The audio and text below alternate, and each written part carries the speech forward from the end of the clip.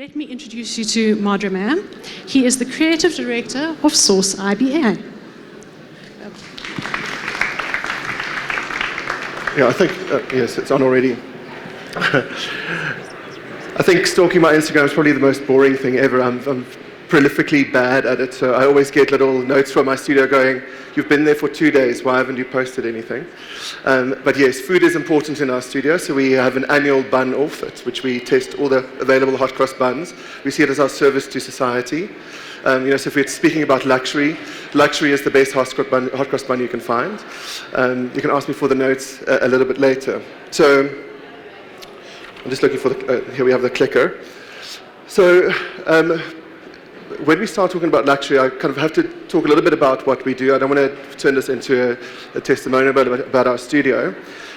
We do commercial interiors across the African continent, in particular hospitality. That's our stronghold, so we work all across Sub-Saharan Africa, Indian Ocean Islands, a little bit in the unconventional parts of the Middle East, and now we're even working in China.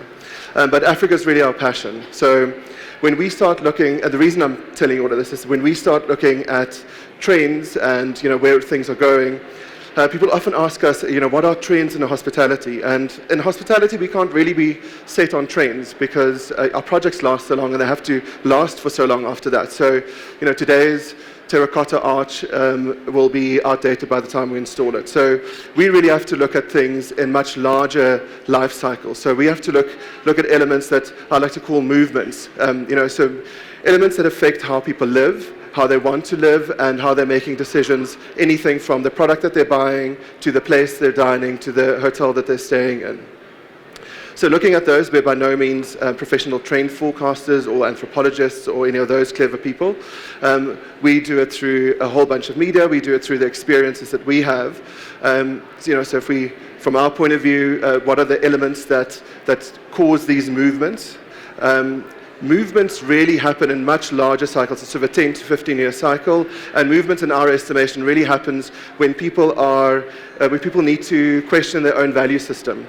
And value systems will only be challenged when there is something that people feel on their skin or they feel on their back. Nobody wants to change. If there's nothing that's driving you to change, we will not change. We will continue to do the same thing over and over again. So we need major things to happen for lifestyles to change. So to understand where we are today and where we're going in the future, I'm going to have to take you back a little bit. And as I said, these things happen in very, very long cycles. So if I take you back to 2006, I hope you all remember a guy called Al Gore.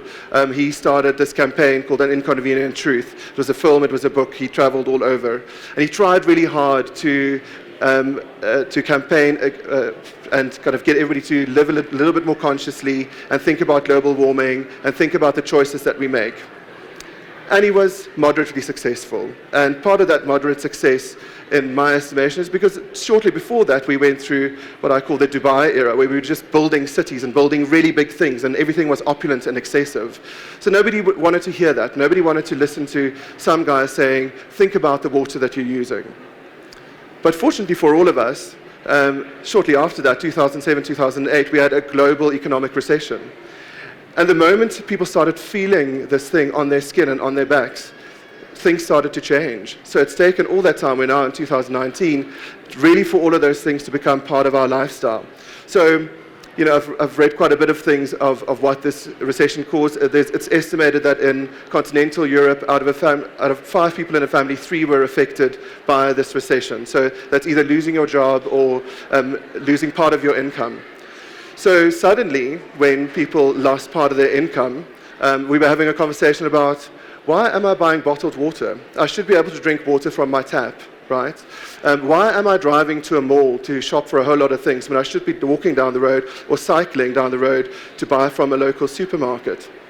Suddenly we had an explosion of hipsters on commuter bikes, and it was the coolest thing ever. And really it all came out of a space that was really necessary. So the only thing that motivated us to change was a major occurrence that people really felt on their skin. So what that's led us to is I didn't lose my pictures. That is a blank grey screen, and there's not a lot of images coming. So luxury really kind of speaks to context. It's kind of what Sarah was alluding to as well. Luxury is context. When you're traveling for business, the most luxurious thing you can have is magnificent Wi-Fi, a good bed, and a wonderful shower. When you're traveling for leisure, we're seeing more and more resorts that specifically have black zones where there is no technology and no Wi-Fi and no one can reach you. So the same element means luxury or disturbance depending on your context. But I gave you this whole background story because we're kind of arrived at a space now that I kind of want to call something along the lines of the age of consciousness. While I was researching, we could always rely on social media to kind of give us the best lines, right? So I was looking for a whole lot of things, and I came across this little meme that said, "Nice is the new gangster." And I think that describes it the best. We're all obsessed with where things are from, who's making them, what is the origin, what are you doing with your grey water, are you planting your own vegetables? That's all become really important in a very short space of time. It feels like a really short space of time, but as I said, it kind of happened in quite a long cycle. So this consciousness leads us to a whole lot of questions that we see travelers asking, when they're making decisions. And what we also like to do when we're researching kind of all of these movements is to specifically not look at architecture or interior design, but really look at other things. What other brands are doing, what shoes people are wearing, what all of these other elements are, so that we can build that back into what we do. So what we're seeing is just a whole lot of questions, and all of these questions are things that are far more emotive than we've ever asked. Before, luxury was a question of, what is the wool content in the carpet in your bedroom? What is the level of the specification of the tap? But we're seeing really big other questions that is really changing the game. So luxury is also truth.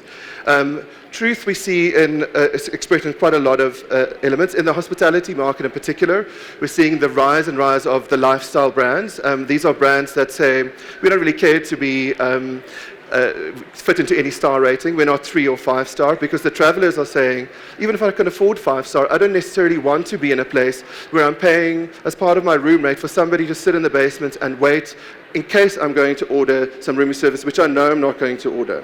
So give me a service that is particular to what I need, and I'm willing to pay a really good price for that. So it's not about affordability, it's about a consciousness, and it's about a truth to say, this is what I need for this particular experience, and that's what I'm willing to pay for. But we're also seeing that truth expressed in a whole lot of different things. People are asking questions about what is in this food. So not that we want to emulate anything about this brand in particular, but even a brand like McDonald's is now showing what's in their food all of the time. Their whole brand structure has changed. What you see displayed in stores is a far more inviting, home-driven, cafe-driven experience, and honesty about what's in their food. 10 years ago, nobody knew what was in their food. Now we all know.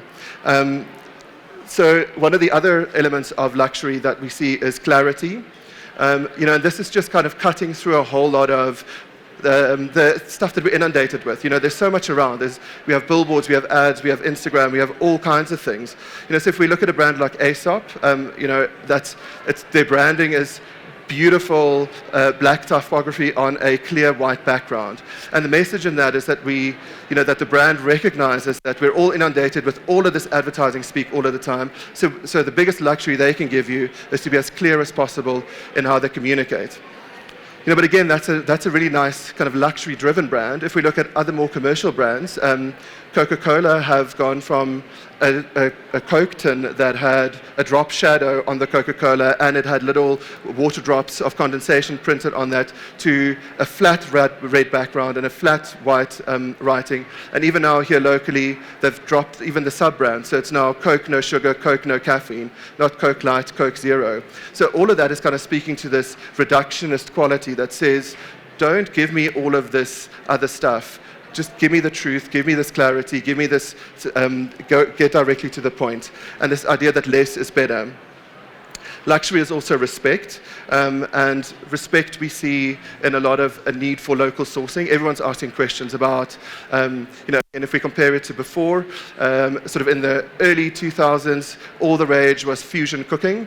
So that was kind of taking an exotic ingredient from one part of the world, cooking it in a way that is a cooking method from another part of the world and bringing it together here. But all of that takes a lot of input. Now, if we're looking at restaurants, everyone's talking about local sourcing. Some restaurants are growing their own vegetables on site. It's all sourced within a 5-kilometer radius. They're talking about top to toe, that we're using the whole carcass if we're using animals. So it's a completely different kind of value proposition. It's a respect for where all of these things are from, and all of the things that we consume. One of the larger elements of this movement is the sense of community. Technology, I think, is really the thing that has driven this. Technology, a number of years ago, was all about, gosh, maybe I'm really showing my age, but it was about you were fancy if you had the smallest flip phone, right? The smaller the phone, the better. Now we're in the space where we're going, the biggest smartphone is what is shown luxury. So it's completely flipped that. But the real message in technology is that at some point, there was an exclusionary kind of space with technology. Not everybody had access to it. Not everybody had a mobile phone. Then not everybody had a phone with a color screen. Not everybody had access to a whole lot of things. Not everybody had access to Wi-Fi. We've now at a point where technology is taken for granted. We assume that everybody has access to all of this on whichever platform you do it, on an iPad, on a phone, on your computer, whatever. So technology is no longer the status. We assume that it's there. But what technology has given us is freedom of movement. So we can work in different places. We can be a business all by ourselves. We can be a whole office all by ourselves in different locations. So when things like Facebook and all of these online elements started, the big criticism was that we are alienating communities. People no longer need people because we are just communicating to digital communities. And in fact, quite the opposite. This year at the Chelsea Flower Show, the largest, most expensive garden was the Facebook garden. It got a lot of criticism. Everybody was saying, the critics were saying, why is the platform that are encouraging kids to not engage with the outside, being so pretentious that they're installing a garden? And actually the statistics back from Facebook was that the most prolific groups on Facebook are gardening groups. So actually this technology platform has created a kind of an analog community. So how we relate that back, I mean, we all have seen sprouting up like mushrooms everywhere are co-working spaces. So even though technology has enabled us to say we can work anywhere, I don't have to work in an office, I don't even have to be part of a company. There's this need that we have inherently as human beings to be together, to be with people. So it's this prolific rise of co-living, co-working. Co-living is kind of rising in a completely different way to what we had seen it before. We've always had things like communes and people kind of living in same spaces. Co-living is a completely different offering. It's a decision at a luxury level that says I'm willing to pay more to live in a well-furnished apartment where I have interaction with other people, but I don't have the burden of mortgage. I can travel as much as I want because my technology enables me to potentially not be living in the city for 3 months every year. I can be traveling the world. So it's a completely different value proposition. And then the last one I'll go to is familiarity. This is probably the biggest influencer in the hospitality space, and it's driven by platforms like Airbnb and what Airbnb and other such platforms brought. It brought this sense that also through our technology and through media, travelers are feeling that it's valid that by the time I get to Bangkok, I've now followed quite a few people from Bangkok on Instagram. I've been on just about everything. It is valid for me to say I'm only there for 2 days, but I want to feel like a local. I want to go have coffee where locals have coffee. I want to eat the thing that they eat. I want to live the way they live, and I want to see things from a local perspective. So the sense of familiarity is really what's kind of driving a lot of what we're doing in hospitality, that installations feel far more domestic, that there's a great sense of purpose, that there is a sense of ownership, that there is a real local connection with what the property offers. And familiarity also, I'll just kind of drop in another little element there. There's in history, this is all from, it's not my own research, it's from anthropologists. In history, when we look at humanity, after times of extreme hardship, there's always a time of intense retrospection. So, for example, after the World Wars, everybody tries to kind of recreate what their grandparents lived like because it feels safe, and we don't feel threatened by that. So where we are now is really a kind of an expression of the extreme threats. We haven't. It wasn't a world war, but we had a global economic recession. We had internationally, we have Donald Trump as the president. We have Brexit.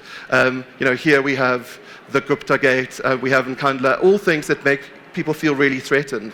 And the way to kind of counter that on a very intuitive level is by familiarity and things that feel like the good old way of doing it. So, people are asking the questions of, I should know my local butcher rather than just buying an anonymous prepackaged thing. I should know a fishmonger. I should know where this product is from. I should prefer to buy handmade leather shoes than something just manufactured.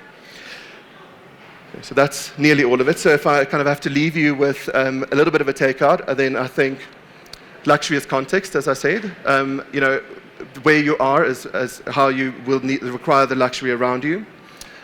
Context is connection. If we understand the context, we understand the connection to the locale, we understand the connection to the people in that arena. Connection is experience.